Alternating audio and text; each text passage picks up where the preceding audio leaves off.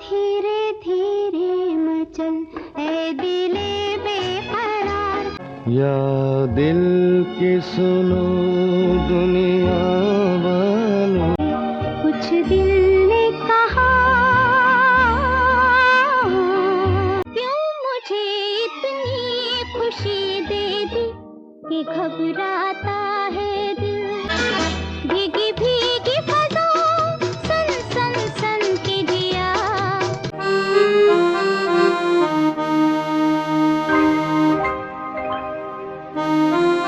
ये धुन सुनकर ऐसा लग रहा है कि जैसे मेरे दिल में किसी ने चुपके से फुसफुसा कर कहा, धीरे धीरे मचल ऐ दिले बेकरार। जब आप थक कर घर आते हैं और ऐसे पुराने गाने सुनने को मिल जाए तो दिल और दिमाग को सुकून मिलता है और थकान अपने आप ही दूर हो जाती है। प्रणाम, मैं कनिका, सुहाना सफ़र से। Oh my restless heart yearn slowly slowly. वाह, क्या गाया है लता दीदी ने। एक बहुत ही प्यारा धुन और प्यारा गीत। कोई आता है, गीत सुनने के बाद आंखें भर आती है। दिल से एक ही आवाज़ आती है लता दीदी के लिए। वाह, क्या बात है। धीरे धीरे मचल ऐ दिले बेकरार। संगीत, धुन और बोल सभी लाजवाब। कभी इतना सुंदर गीत भी लिखा जाता था, ये बात आज शायद हम सोच भी नहीं सकते। गीत सुनते सुनते मैं इतना भावुक हो जाती हूँ कि रोने लगती हूँ। Hats off. गीत के लेखक हैं कैफी आज़मी। प्यार और दर्द भरे सुर से सजाया है हेमंत दा ने। इस गीत में इतना दर्द, इतना प्यार, इतना रोमांस और टूटकर प्यार करने वाली पत्नी का अपने पति पर इतना विश्वास, गीत सुन करके मन गदगद हो जाता है। इस एल्बम का हर एक गीत लाजवाब है। या दिल की सुनो दुनिया वालों। गीत को हेमंत दा ने ऐसा लगता है फुसफुसाकर गाया है। Mind blowing. कुछ दिल ने कहा, ये गीत सुनिए, एक बेहतरीन गीत है। यहाँ तक कि आशा ताई के दोनों सोलो गीत। क्यों मुझे इतनी खुशी दे दी कि घबराता है दिल। और भीगी भीगी फज़ों सन सन सन के जिया, आज भी ताज़ा है। इन सभी उस्तादों को सलाम, खासकर हेमंत कुमार और कैफी आज़मी को, जिन्होंने इन गीतों को सुर और बोलों से सजाया है। जब पति थक कर घर आए और ऐसे गीत। धीरे धीरे मचल ऐ दिले बेकरार। अपनी पत्नी की जुबान से सुनने को मिल जाए तो किसी भी पति को और क्या चाहिए। उस समय उस पति को स्वर्ग सा एहसास होता है। कोई आता है, गीत में अपनी तारीफ सुनकर ऐसा कौन पति होगा जो अपनी पत्नी पर सब कुछ न्योछावर ना कर दे। यूं तड़प के न तड़पा मुझे बार बार। ये गीत सुनकर किसी भी पति की थकान दूर हो जाएगी। कोई आता है,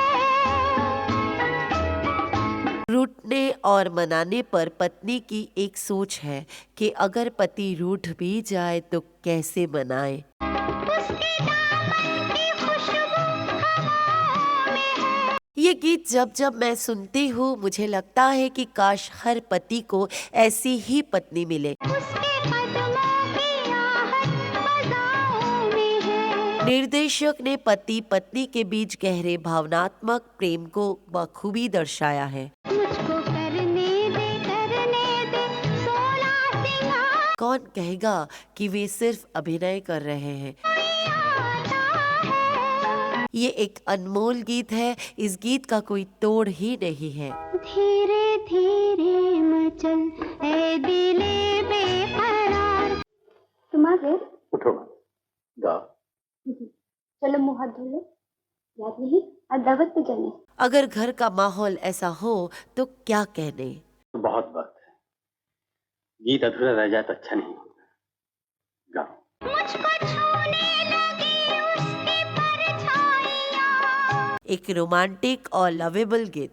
दोनों कलाकारों ने बहुत अच्छा अभिनय किया।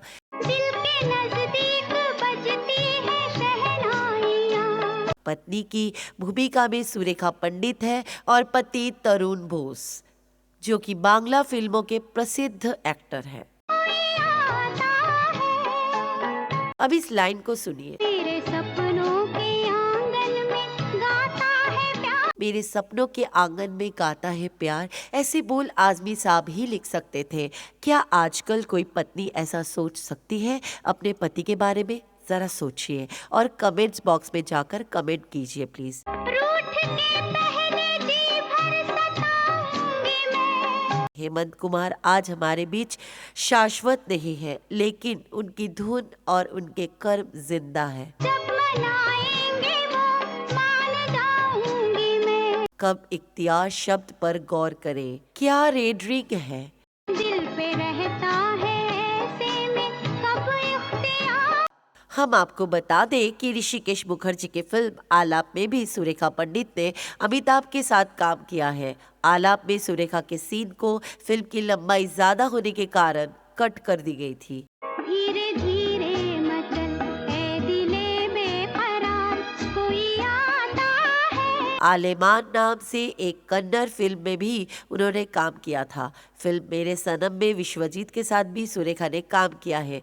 फिल्म गबन में भी काम किया है। मनोज कुमार की एक फिल्म आई थी हिमालय की गोद में, उसमें भी सुरेखा ने मनोज कुमार के साथ काम किया है। एक बेहतरीन एक्ट्रेस रीता पंडित के नाम से भी वो जानी जाती है। वो पंडित बद्री प्रसाद की बेटी है। सुरेखा ने केवल एक बेहतरीन हंसमुख अभिनेत्री है, बल्कि उन्होंने गायन के क्षेत्र में भी पिता की तरह ही अपना नाम कमाया है। इसीलिए आप देखिए जिस तरह से सुरेखा ने लता दीदी के साथ होठों को मिलाया है, वो एक गायिका ही कर सकती है। धीरे धीरे मचल गीत पति और पत्नी के बीच कोमल भावनाओं से भरा हुआ एक आदर्श भारतीयता का एहसास जगाता है। अनुपमा ऋषिकेश मुखर्जी द्वारा निर्देशित एक सफल फिल्म है जो कि 1966 में रिलीज हुई थी।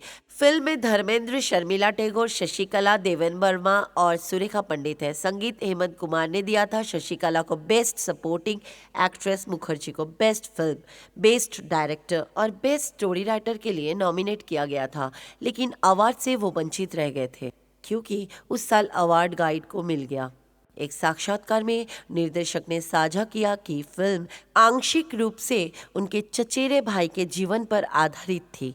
मेरी चाची की प्रसव के दौरान मृत्यु हो गई। मेरे चाचा एक शराबी बन गए और वो अपनी बेटी को बर्दाश्त नहीं कर सके। फिल्म का हिस्सा जिसमें हिट गीत कुछ दिल ने कहा महाबलेश्वर में शूट किया गया था। फिल्म की समीक्षकों ने खूब तारीफ की। इसे 4 फिल्म फेयर पुरस्कारों के लिए नामांकित भी किया गया और इसने सर्वश्रेष्ठ छायांकन ब्लैक एंड व्हाइट के लिए फिल्म फेयर पुरस्कार जीता।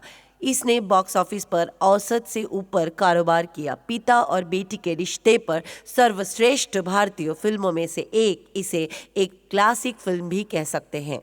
पिता के रूप में तरुण बोस ने बेहतर काम किया है।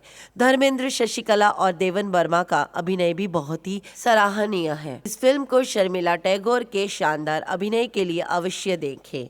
हाँ, एक बात तो कहना मैं भूल ही गई। सर्वश्रेष्ठ फीचर फिल्म के लिए राष्ट्रपति का रजत पदक भी ऋषिकेश मुखर्जी को ही मिला था। अविस्मरणीय क्षण, शर्मिला टैगोर सिर्फ 20 साल की थी जब ये फिल्म बनी थी। फिल्म के फर्स्ट हाफ में जब वो ना बोल रही होती है और ना ही मुस्कुरा रही होती है तो उसकी आंखें ही सब कुछ कह रही होती है। फिल्म का दूसरा भाग दोनों गालों पर उन डिम्पल को प्रकट करता है जब वो मुस्कुराने लगती है। धर्मेंद्र दोबारा निभाया गया अशोक वो व्यक्ति है जो उमा को कभी जज नहीं करता। वो उसके लिए है, उसे समझता है और उसके साथ पूरी तरह से प्यार करता है। वो हिस्सा जहाँ वो उसके दर्द को समझता है लेकिन उसे इसकी याद नहीं दिलाता कुछ ऐसा है जिसे भुलाया नहीं जा सकता। इन दोनों कैरेक्टर्स ने मिलकर जो काम किया है वो अद्भुत ही नहीं अविस्मरणीय भी है। मौका मिले तो आप लोग ज़रूर देखिए। मुझे विश्वास है कि आपको मेरा ये प्रयास अच्छा लगा होगा। अच्छा लगा हो तो कृपया शेयर और सब्सक्राइब ज़रूर करें और हाँ, हो सके तो कमेंट ज़रूर कर दे प्लीज़। और अंत में यही कहना चाहूँगी कि इस गाने की सारी नज़ाकत ख़त्म हो जाती अगर ये गाना लता मंगेशकर जी के बदले किसी और ने गाया होता। धीरे धीरे मचल ए दिले बेकरार।